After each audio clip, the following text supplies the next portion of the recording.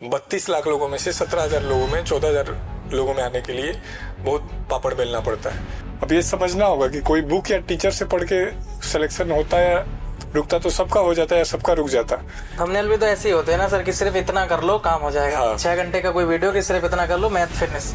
एक normal graduate बच्चे को 15 से 20,000 की नौकरी नहीं मिल रही है। एक प्लम्बर जो काम कर रहा है वो 15-20,000 की नौकरी ले रहा है। तो जब ऐसे समय में जब हमारा एजुकेशन इतना डेड हो चुका है, ये तो कोचिंग उम्मीद दे रही है कि बेटा आप एफर्ट करो, हम आपके सपने साकार करेंगे। जो बच्चे तैयारी करने का सोच रहे हैं अभी, तो आप एक टाइम फ्रेम बताओ सर कि मतलब 6 महीने, 8 महीने या 1 साल, और किस तरीके से वो अपने चीज़ों को मतलब एक रोड मैप बनाए, कैसे तैयारी शुरू करे और कैसे उसको एंड करना, थोड़ा एक शॉर्ट में आप बता पाओ। हेलो, नमस्ते, स्वागत है आप सभी का एक बार फिर से एसएससी फैक्ट्री के शानदार प्लेटफॉर्म पर। मेरा नाम है एनके शर्मा और आज के इस खास इंटरव्यू में हमारे साथ गौरव सर हैं। सर को आप लोग जानते होंगे, श्योर60 के फाउंडर हैं, डायरेक्टर हैं। और आप सभी लोगों को बता दूं कि एसएससी की तैयारी हो या फिर यूपीएससी की तैयारी, किसी भी कॉम्पिटिटिव एग्जाम की तैयारी हो, उसके पीछे जो जब बच्चा सिलेक्शन लेके जाता है ना, तो सबसे बड़ा हाथ माता पिता का तो होता ही है, लेकिन एक मेंटर और गाइड का बहुत बड़ा हाथ होता है। तो अभी मैं बात कर रहा हूँ गौरव सर की। तो गौरव सर के बारे में आपको बता दूं थोड़ा सा कि इनके थ्रू, मतलब इनके मेंटरशिप और गाइडेंस में हजारों बच्चे इंस्पेक्टर बने।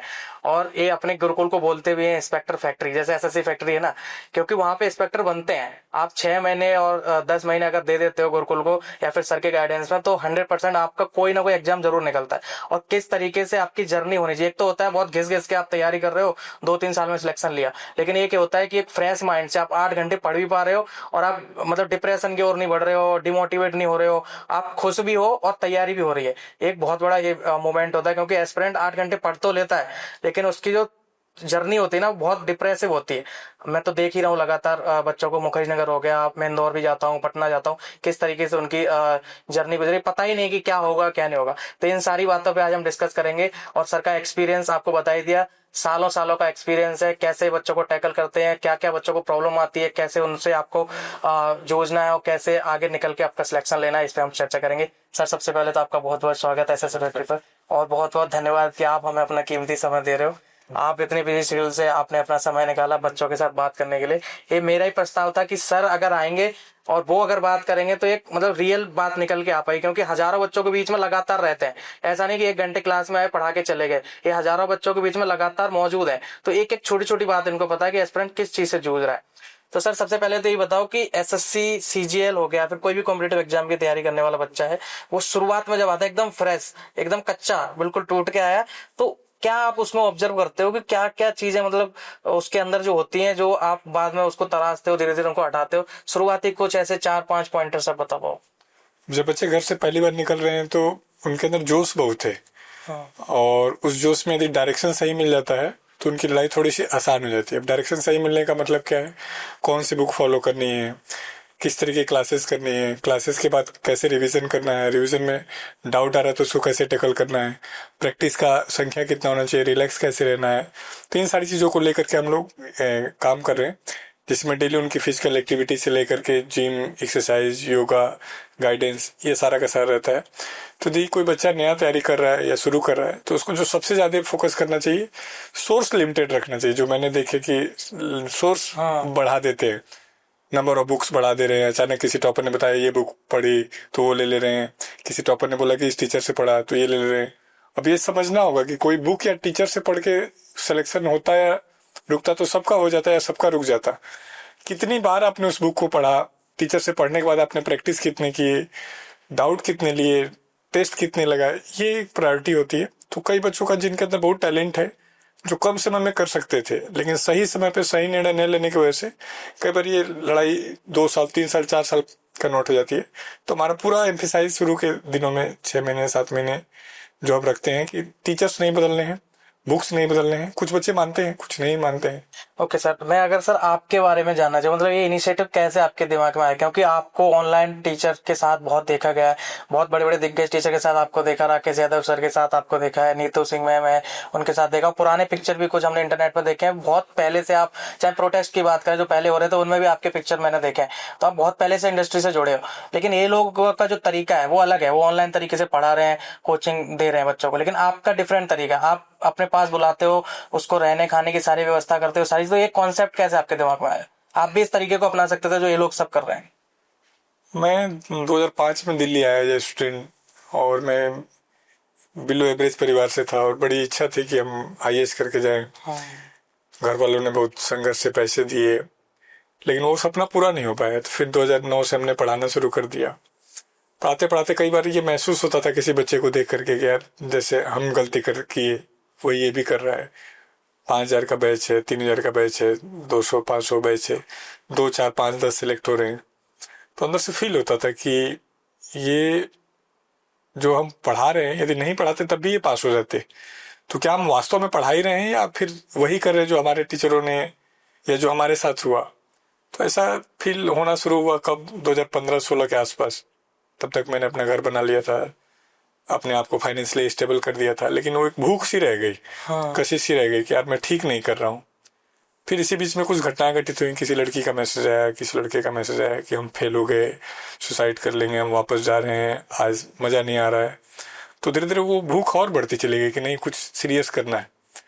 तो फिर 2017 में हमने ये प्लान किया और कुछ लिमिटेड बच्चों से, 22 बच्चों से शुरू किया था, और धीरे धीरे उनके साथ लगते रहे।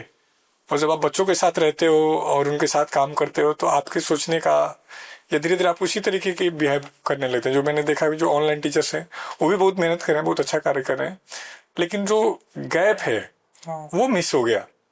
मतलब गैप का जुड़ाव जो है वो मिस हो गया।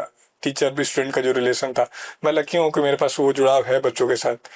और जो हम साथ में सब टीचर्स चले थे, हम लोग ठीक ठाक, अभी भी दोस्ती है हमारी। हम अभी भी कुछ मुश्किल टाइम होते हैं या कोई कंफर्ट टाइम होते हैं तो हम साथ व्यतीत कर रहे होते हैं और डिस्कशन भी कर रहे होते हैं। तो उन लोगों का या वो लोग समय के साथ चले कि हम ऑनलाइन का जमाना है तो ऑनलाइन में चलते हैं। हमने थोड़ा अपना रास्ता अलग बनाया है। हालांकि इसमें बहुत दिक्कतें भी आई। बहुत सारे लोगों ने कहा कि समुंदर में मॉल नहीं चलते हैं, लेकिन हमने दिखाया कि नहीं, यदि जज्बा हो, जुनून हो तो आप अपने सपने को साकार कर सकते हैं। मैंने लगभग डायरेक्शन चेंज कर दिया, दिल्ली से, मुंबई से, महाराष्ट्र से, पता नहीं कहाँ कहाँ, शायद ही कोई स्टेट होगा जहाँ से बच्चे नहीं आ रहे। मतलब शहर से गाँव की तरफ हमने मूव ऑन कर दिया। और मुझे खुशी हो रही है कि धीरे धीरे ये कॉन्सेप्ट फैल रहा है और लोग इसको काफ़ी पसंद कर रहे हैं। तो उम्मीद करते हैं कि जो टीचर का जिम्मेदारी है ये और मजबूत होगा और हर बच्चा नहीं आ सकता गुरुकुल, हम ये भी महसूस करते हैं। तो वो गैप हमारे टीचर्स ऑनलाइन वाले पूरा कर दे रहे हैं। तो मैं तो यही कहूँगा कि एक छोटी सी शुरुआत थी और हमने इतना बड़ा नहीं सोचा था, लेकिन बच्चों के प्यार ने, बच्चों की मेहनत ने, हमारी टीम के समर्पण ने हमने एक अच्छे मुकाम पर ला दिया। और हर साल मतलब 600-700 के आसपास एवरेज हम रिजल्ट निकाल ले रहे हैं, छोटे मोटे एग्जाम से निकाल मिला करके CGL तक का। तो मुझे लगता है एक अच्छा रेशियो हम चल रहे हैं, क्योंकि हमारे फाउंडेशन बेसिस में बच्चे होते हैं ज़्यादा। सिलेक्शन में 600 700 800 बच्चे होते हैं, गर्ल्स और बॉयज मिला लें, तो उनमें 400 500 रिजल्ट निकाल लेना एक बड़ा अचीवमेंट रहता है। लेकिन हाँ, दम बहुत लगता है। पर्सनल लाइफ बिल्कुल ख़त्म हो गई है। अभी आपके पास आया तो अभी 2 मिनट में सो ही गया था। तो ऐसा ही टायर्डनेस हर टाइम रहता है, ब्रेक नहीं मिलता है। मुझे लगता है पिछले 7-8 सालों में मुझे ब्रेक नहीं मिला। मैं छुट्टी पे भी गया लेकिन वो छुट्टी रही नहीं, मेंटली मतलब बहुत प्रेशर रहता है। जैसे सर अभी आपने बताया कि आप अपने हेल्थ पे भी ध्यान नहीं दे पा रहे, रूटीन पूरा गड़बड़ हो रखा है, और ये बात मैं भी समझता हूँ कि अगर बच्चों का जुड़ाव आपसे है तो बच्चे हरदम ये चाहते हैं कि हमारे सामने गौरव सर रहें, कैंपस में हमें हमेशा दिखते रहे, क्योंकि हो सकता है कि अभी कोई काम पड़ा तो अभी हम बात करें, डायरेक्ट एक्सेस हो आपके पास।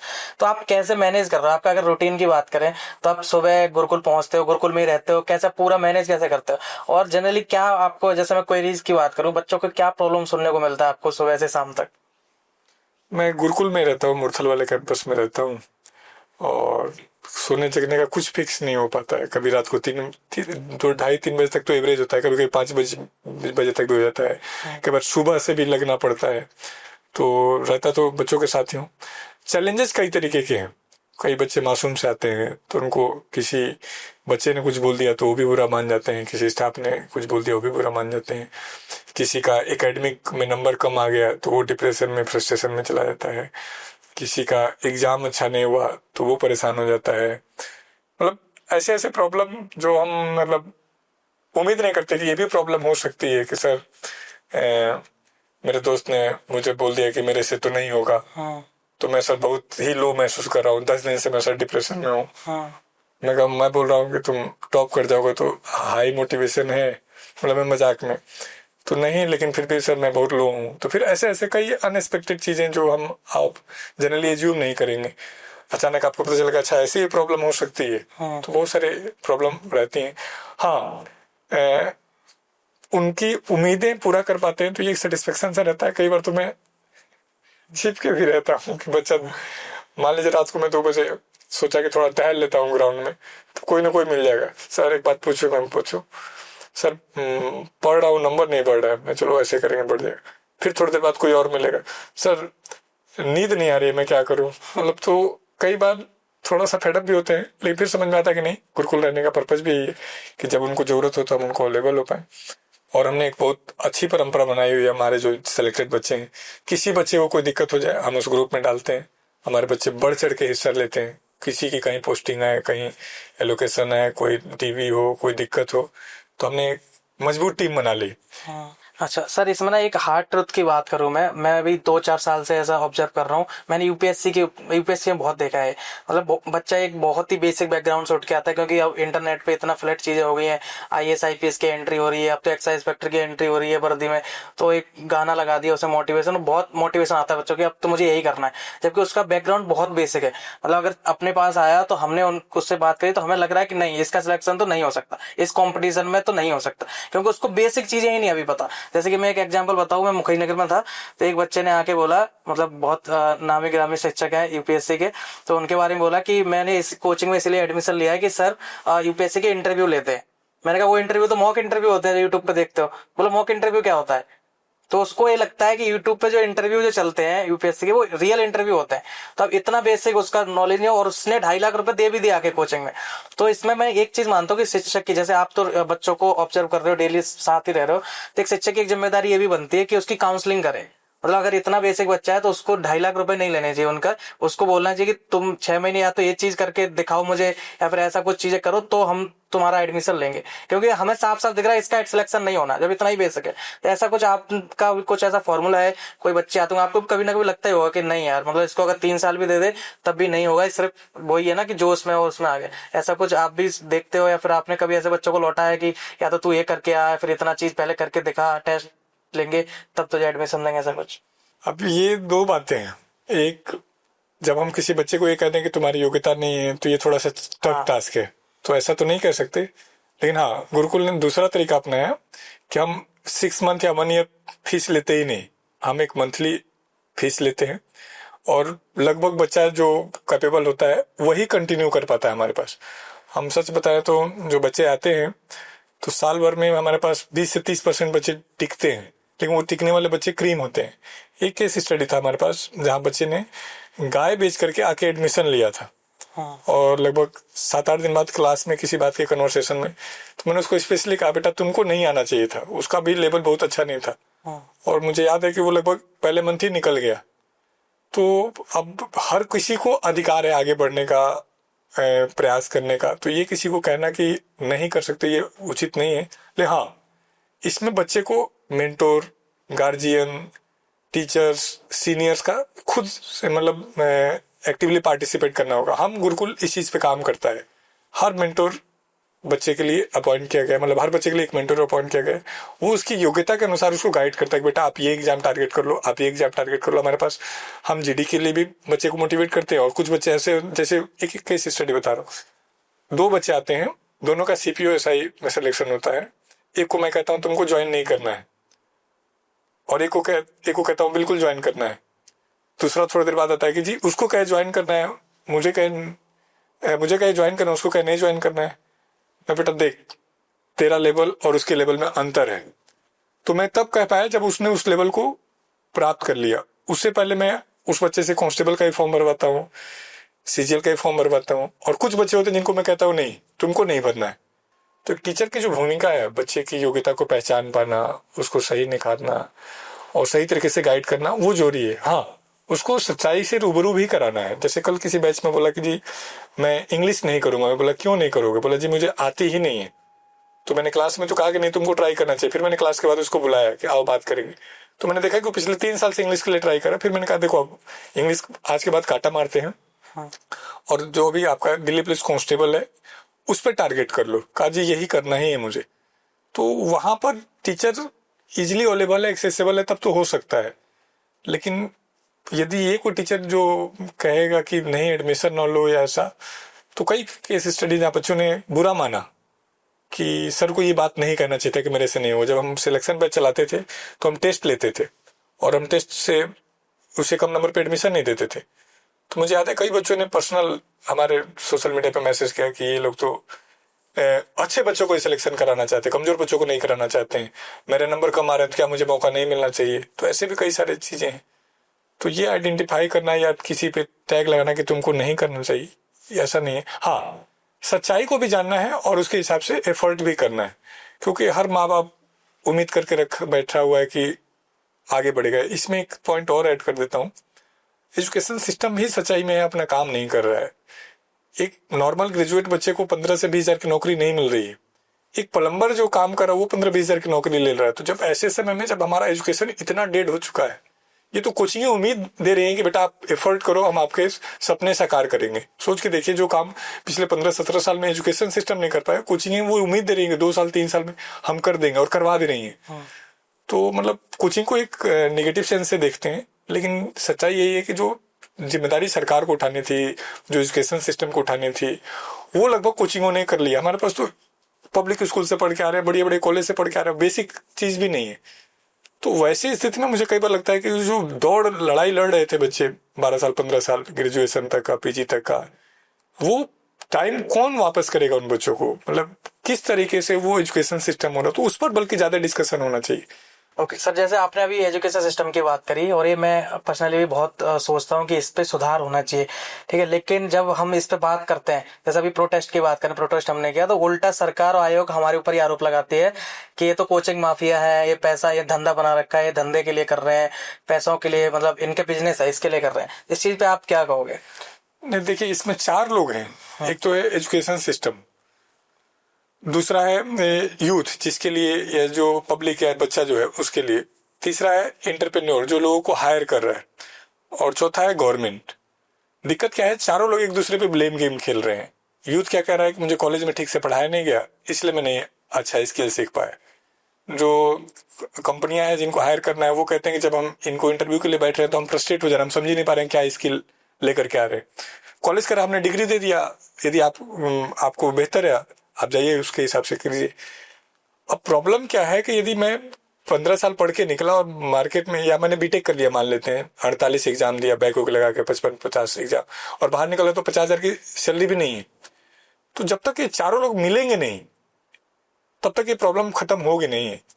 कोई यूथ शिकायत कर रहा है कंपनी से, कंपनी शिकायत कर रही है सरकार यूथ से, कॉलेज को जो डिग्री देना है वो यूथ को दे दे रहा है, सरकार कॉलेज को सर्टिफिकेट दे रही है। तो चारों लोग अलग अलग है। यदि ये चारों लोग जुड़ जाएं, जैसे अभी हमने स्कूल भी शुरू किया अपना, तो उस स्कूल में हम इसी चीज पे काम कर रहे हैं। शुरू से ही बच्चे के अंदर कॉम्पिटिटिव एग्जाम हमने डालना शुरू कर दिया, IIT नीट से लेकर के, जेई से लेकर के बेसिक NDA स्टूडेंट, मतलब हर चीज, मतलब जो गुरुकुल का शेड्यूल था सेम वही वहां पे डाल दिया। रात को 11 बजे तक उनका शेड्यूल, हर 8 बच्चे पे एक मेंटर, और बढ़िया बढ़िया टीचर्स हायर कर दिए।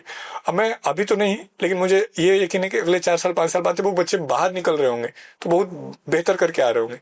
हाँ, ये एक डरावनी सिचुएशन है कि जब हमारे पास दुनिया की सबसे यंग आबादी है और उसके अंदर हम कॉन्फिडेंस नहीं भर पा रहे, हम उसके अंदर विजन नहीं डाल पा रहे हैं कि आप अब ग्रेजुएट हो गए हो और आओ हम आपके लिए हाथ फैलाए खड़े हैं, देश के लिए कुछ काम करो, बल्कि वो तो फ्रस्ट्रेट डिप्रेस घूम रहा है। जिस एज के बच्चों के साथ हम काम करते हैं, जब देखते हैं उसकी मुस्कुराहट को, तो उसकी मुस्कुराहट भी नकली बनी हुई है, डरा हुआ है अपने फ्यूचर को लेकर के। इसमें एक पॉइंट और जोड़ देता हूँ कि 70 साल की लाइफ है, 75 साल की लाइफ है एवरेज, 20-22 साल हम बच्चे का जीरो कर दे रहे हैं। मतलब जो एजुकेशन से पढ़ के आ रहा है और बाहर निकल रही कुछ मिल ही नहीं रहा है, तो किसी का 1/3 जीवन हम खा गए और जिसकी कोई वैल्यू नहीं है। तो इस पर चर्चा क्यों नहीं, मुझे नहीं पता। मैंने बड़ी डरावनी स्थिति है। मैं देखता हूँ मेरे वहां जो कारपेंटर है, प्लम्बर है, वो 25-30 हजार रुपए की सैलरी लेके जा रहा है, और जो पढ़ा लिखा रहा है उसको हम नहीं दे पा रहे हैं। तो ये बड़ी मतलब अच्छा मैसेज तो है नहीं। नहीं, इस चीज में मैं भी देखूंगा। मेरी जो मतलब ये काम जो मैं कर रहा हूँ अपना यूट्यूब का हो गया, सोशल मीडिया का, मैं इसमें मैं खुद देखता हूँ। मतलब मेरे पास कोई 10th क्लास का बच्चा आ रहा है, वो 30-40 हजार रुपए कमा ले रहा है एडिटिंग, जैसे आपने बात करी, उसके पास स्किल है। और एक बीटेक वाला बच्चा वो बेरोजगार घूम रहा है, उसको जॉब नहीं मिली, या फिर कहीं सेल्स में या फिर अपनी कोर्स से हटके कहीं 15-20 हजार की नौकरी करता है। और जो 10th-12th का है उसको फोन से ही एडिट कर देता है, वो 30-40 हजार रुपए कमा ले रहा है। तो ये स्किल का फर्क दिखता है। लेकिन सर एक बात और मैं पूछूंगा, अभी बाजार में जो हम देख पा रहे हैं, एक चीज और पता चल रही है कि सरकारी नौकरी का कोई अब फ्यूचर नहीं है, आगे चल के टेंडर दिए जाएंगे और सब प्राइवेटाइजेशन हो जाएगा। मोदी जी ने भी कई बार इस पे बातचीत करी है, चाहे हम रेलवे में देखें और भी चीजों में। तो क्या भविष्य है सरकारी नौकरी का? देखिए, जैसे जैसे देश आगे बढ़ेगा प्राइवेटाइजेशन बढ़ेगा, इसमें कोई दो राय नहीं है। अब बच्चे के सामने क्या प्रॉब्लम है कि उसको एक ऐसी जॉब चाहिए जिसमें स्टेबिलिटी हो, जिसमें वो अपनी योग्यता के अनुसार प्रोग्रेस कर सके और परिवार समाज में सम्मान लेके चले। तो अभी तो अगले कुछ सालों तक वैकेंसीज रहेंगी। हाँ, कुछ डिपार्टमेंट हैं जहाँ पे आउटसोर्स किए जाएंगे, किए भी गए, बल्कि अभी नया जो मॉडल आ रहा है, स्कूल सरकार का है, टीचर और प्यून कॉन्ट्रेक्चुअल है, बसेस सरकार के हैं, ड्राइवर और कंडक्टर कॉन्ट्रेक्चुअल है, हॉस्पिटल सरकार का है, डॉक्टर और नर्स कॉन्ट्रेक्चुअल है। तो इस तरफ मूव ऑन कर रहे हैं। तो मुझे लगता है कि हाँ, आने वाले कुछ समय में ये एक चैलेंज बनेगा। एआई भी आ रहा है, बहुत सारे अपग्रेडेशन हो रहा है। तो जब जब टेक्नोलॉजी आती है, जब जब ग्रोथ होता है, तो अपने साथ अनएम्प्लॉयमेंट लेके आती है। हाँ, समझदारी क्या है उसके हिसाब से मूव ऑन करने का।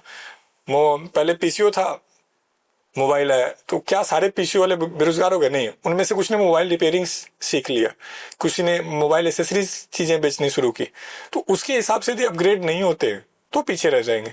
और हम सोचे कि नहीं, सिर्फ हम सरकारी नौकरी की तैयारी करें, तो मुझे नहीं लगता एक बुद्धिमान है। हाँ, एक बार एटलीस्ट अपने एकेडमिक के हिसाब से एफर्ट करने का हर किसी को अधिकार है और करना चाहिए।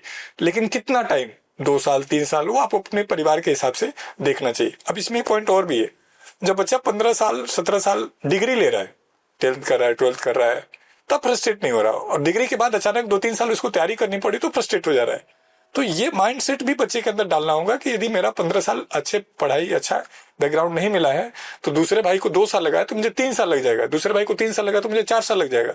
लेकिन मेरा जो अपना एक्सपीरियंस है, जो बच्चा 12-14 घंटे अच्छे से तैयारी करता है, 1.5 साल 2 साल में वो नौकरी लेके निकल ही जाता है कहीं ना कहीं। हाँ, ये हो सकता है वो सीजीएल चाह रहा हो, ग्रुप डी लग जाए, वो कांस्टेबल चाह रहा हो, एसआई लग जाए, बैंक चाह रहा हो तो वो पटवारी लग जाए। हमने कई बच्चे देखे, कोई बच्चा आया था, मुझे याद है, कांस्टेबल की तैयारी करने के लिए, 20 दिन बाद उसने छोड़ करके, और आज जो सीजीएल में लगा हुआ है, और हमारा बहुत खास बच्चा है। कई ऐसे थे जो छोटे छोटे एग्जाम कर रहे थे, आज यूथ डेवलपमेंट ऑफिसर है। चलिए थोड़ा मेंटरशिप और गाइडेंस के ऊपर बढ़ता हूँ कि जो बच्चे तैयारी करने का सोच रहे हैं अभी, तो आप एक टाइम फ्रेम बताओ सर कि मतलब 6 महीने, 8 महीने या 1 साल, जिसमें वो अपने घर पे रह के या फिर आपकी गाइडेंस में, या फिर जैसे आप ऑनलाइन भी गाइडेंस दे ही रहे हो यूट्यूब के माध्यम से, टेलीग्राम के माध्यम से, या तो वो घर पे रह के तैयारी करे, अगर वो फाइनेंशियली स्ट्रांग है, इतना वो पे कर सकता है, तो आपके पास आके तैयारी करे। तो क्या एक टाइम फ्रेम होगा उसका कि 1 साल 8 महीने, और किस तरीके से वो अपने चीजों को मतलब एक रोड मैप बनाए, कैसे तैयारी शुरू करे और कैसे उसको एंड करना, थोड़ा एक शॉर्ट में आप बता पाओ। अब इसमें क्या है कि जो सबसे ज्यादा बड़ी गलती करते हैं बच्चे, टाइम बहुत ले लेते हैं सिलेबस पूरा करने में। हाँ, और हालांकि मैंने उसको शुरू में कहा आपसे कि टीचर्स लिमिटेड हो जाना चाहिए। मतलब आपने मिस्टर एक्स को चुन लिया तो मिस्टर एक्स पे ही बिलीव होना चाहिए, मिस्टर वाई की बुक खरीद ली तो मिस्टर वाई पे ही बिलीव होना चाहिए। और यदि 6 घंटे एवरेज लगाते हैं तो 8 से 10 महीने में आप घर पे रह के सिलेबस को कवर अप कर सकते हैं। और सिलेबस पूरा करने के बाद जो बुक को रिवीजन, मॉक, डाउट, इस पे प्रोसेस में आपको लगातार लगना चाहिए। कोई बच्चा मान लीजिए सीजीएल प्री दे रहा है तो उसको एटलीस्ट 100 पेपर प्री का मॉक होना चाहिए, जो मेरा अपना एक्सपीरियंस है। मेंस में कम से कम 50 से 70 होना चाहिए। गुरुकुल, बल्कि जो बच्चा 100-110 नंबर लाता है उसको सीधे मेंस का मॉक दिलाना शुरू कर देता है नए पैटर्न के हिसाब से। लास्ट वाले के हिसाब से 140 पे करता था। और यदि मेंस का मॉक ज्यादा ले लेते हैं, प्री का मॉक ले लेते हैं, तो धीरे धीरे वो फोबिया या जो प्रेशर है वो खत्म हो जाता है। तो यहाँ पर मैं कहूंगा यदि घर पे हैं तो एटलीस्ट 8+8+8 का जो मॉडल मैं 3 साल पहले चाह रहा था, अब मैंने उसको 10 से 12 घंटे कर दिया पढ़ाई का, कि 12 घंटे आप पढ़ाई का रखिए, 6 से 7 घंटे सोने का, और 4 से 5 घंटे बाकी चीजों के लिए रख सकते हैं। इससे कम पढ़ रहे हैं तो मुझे नहीं लगता कि आपको गवर्नमेंट जॉब की तैयारी करनी भी चाहिए। दिक्कत क्या है कि ये टॉपर्स को देखते हैं। टॉपर्स वे हैं जो 10वीं में बहुत अच्छे टॉपर हैं, 12th में बहुत अच्छे टॉपर हैं, कॉलेज में बहुत अच्छा बैकग्राउंड रहा है, वो आगे कह देते हैं मैं तो नॉर्मल पढ़ता था, और सही में नॉर्मल पढ़ते थे क्योंकि उनका एकेडमिक बहुत अच्छा है, दिमाग बहुत अच्छा है। तो बच्चे जो एवरेज है उसको लगता है कि नहीं, कम पढ़ के भी हो सकता है, ये नकली बातें हैं। कम पढ़ के बिल्कुल नहीं होता है, ज्यादा पढ़ना पड़ता है। और जब यदि आप इस फील्ड में आ रहे हैं तो आपको कठिन परिश्रम पे भरोसा है तभी आप आइए, अदरवाइज मत आइए, नहीं तो बहुत नुकसान करेंगे आप अपना, आने वाली जनरेशन का, अपनी फैमिली का। तो ये तो मेरे मतलब ये मैं कठोर बात कह रहा हूँ, हो सकता है इसे बहुत लोग सहमत ना हो, लेकिन मेरा अपना एक्सपीरियंस रहा है कि जिस बच्चे में मेहनत करने की क्षमता रही वो बेहतर ले गया। मैंने कई बच्चे ऐसे भी देखे जो एकेडमी में बहुत अच्छा था और कम पढ़ाई में भी अच्छे रैंक लेके निकल गए।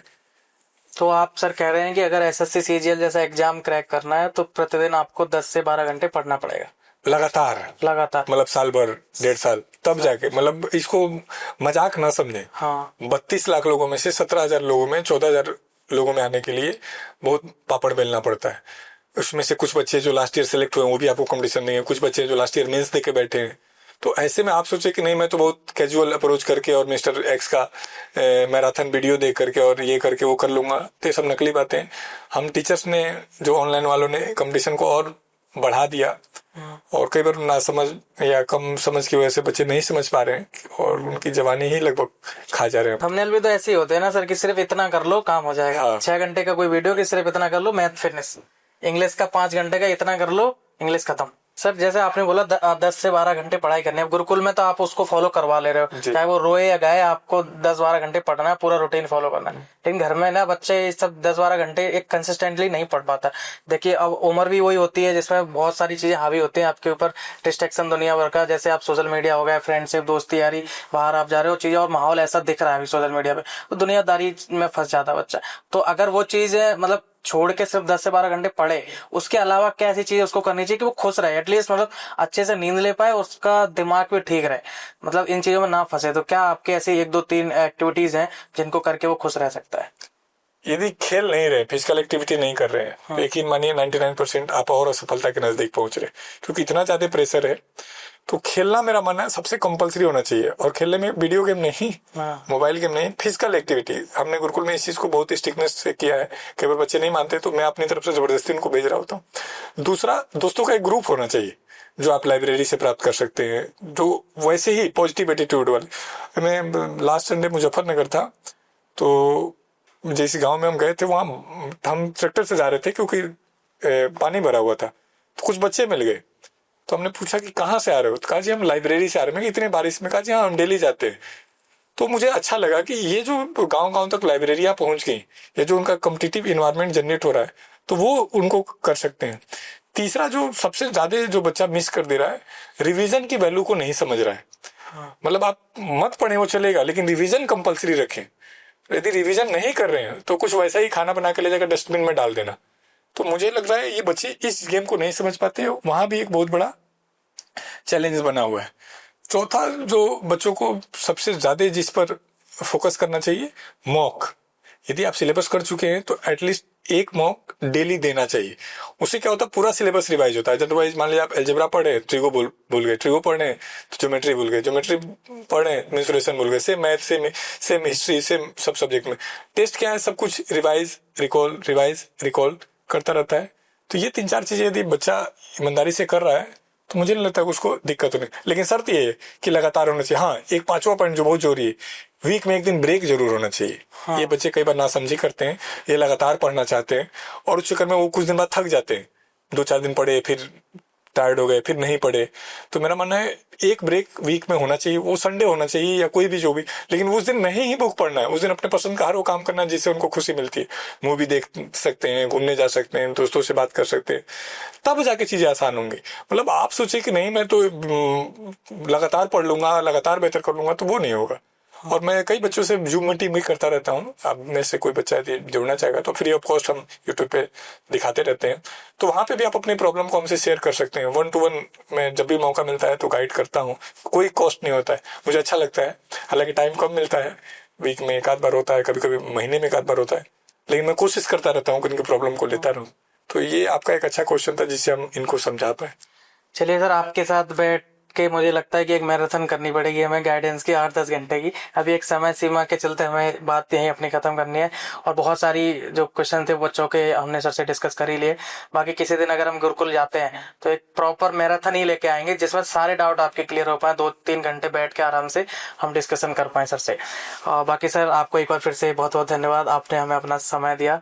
और सर ने इसमें पहले ही बोल दिया कि हम रियल मुद्दों पे बात करेंगे, और एक कोई गुरुकुल का प्रमोशन ये सारी चीजें नहीं करनी, हमें रियल मुद्दों पे बात करनी है, क्योंकि ऑलरेडी उनके पास इतने बच्चे हैं जिनको वो मेंटरशिप गाइडेंस दे सकते हैं, और ज्यादा बच्चों की उनको इतनी जरूरत नहीं है। लेकिन फिर भी अगर आप चाहते हो सर से जुड़ना तो सर की सारी डिटेल, सारे गुरुकुल के बारे में, जैसे जूम मीटिंग के बारे में बताया सर ने, ये हमें नहीं पता था, अभी सर ने बताया।